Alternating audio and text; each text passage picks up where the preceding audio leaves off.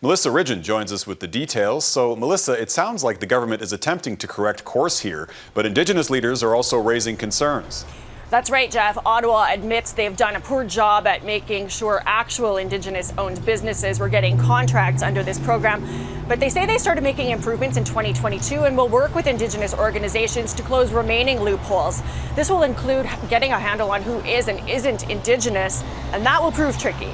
Canada deals with the Assembly of First Nations, representing First Nations communities and those with Indian status, the Métis National Council and several provincial Métis governments in Western Canada, and Inuit Tapiriit Kanatami as the national voice for Inuit. Also in this mix is the Congress of Aboriginal People, CAP as it's called, representing Indigenous people not covered by those organizations. However, those First Nations, Inuit and Métis groups also accuse CAP of representing people who claim to be Indigenous through one ancestor hundreds of years ago, something CAP denies. I've seen the documentation, and it's not easy to apply, and you can apply, but it's not easy to get in there at all. It's not.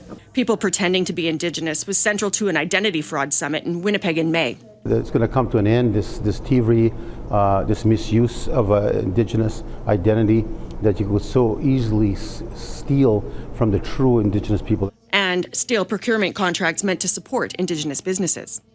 Census numbers confirm the problem. From 2006 to 2016, in Quebec alone, the number of people claiming to be Métis exploded 150%.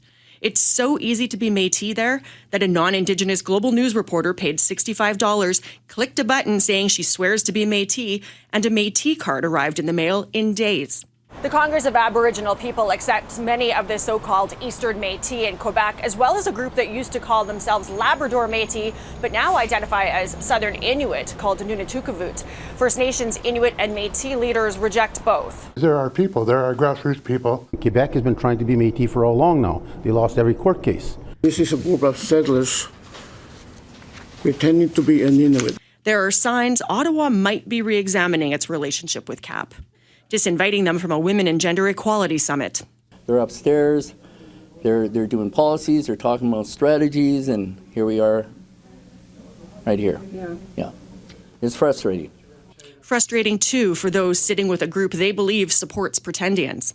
The right to self-identify as an Indigenous person should not be used as a tool to harm the rights and interests of First Nations by taking away rights and resources intended for the original stewards of these lands.